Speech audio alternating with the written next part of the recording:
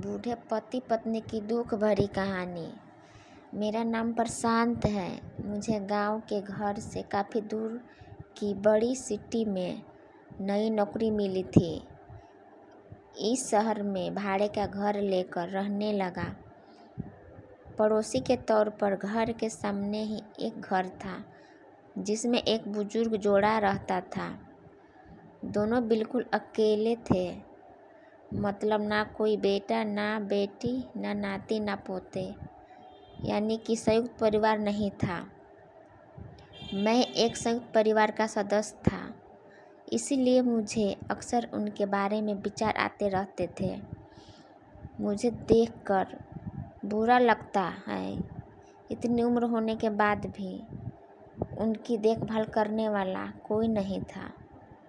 नहीं सुनी थी, जब मैं शाम को ऑफिस से घर आता था तब दोनों को घर के आंगन में बैठा पाता था और उन दोनों के ही चेहरे पर थकान साफ साफ पड़ पाता। मेरा मन कई बार करता कि उनसे जाकर बात करूं, लेकिन फिर किसी वजह से मेरे पाँव वहीं पर थम जाते। मैं जब जब उन्हें देखता था मुझे मेरे दादा दादी की बहुत याद आती और मैं घर पर फ़ोन लगाकर उनसे बात कर लिया करता।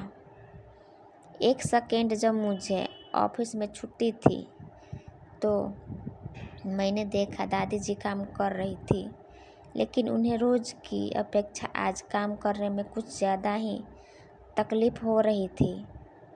मैंने उस दिन के बाद जब जब मुझे समय मिलता मैं उनके पास चला जाता। वह मुझ पर बहुत प्यार बरसाते। अब तो मुझे उनके इशारे की मीठी भाषा भी बहुत अच्छे से समझ में आने लगी थी। एक दिन मैंने दादाजी से पूछा कि वो अकेले क्यों रहते हैं, क्या उन्हें कोई औलाद नहीं है। दादी ने दादी को इशारे से समझाया कि मैंने उनसे एक क्या पूछा। फिर दोनों मेरा हाथ पकड़कर मुझे आंगन में ले आए और अपने आँखों के आंसू पोंछे और उंगली का इशारा करते हुए एक साइकिल मुझे दिखाई।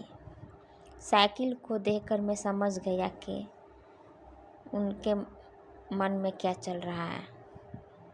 दोस्तों, इस कहानी से कई लोग कनेक्ट कर पाएंगे, क्योंकि यह सिर्फ कहानी नहीं है, यह कई सारे बेचारे बुजुर्ग लोगों की सच्ची दास्तानें हैं।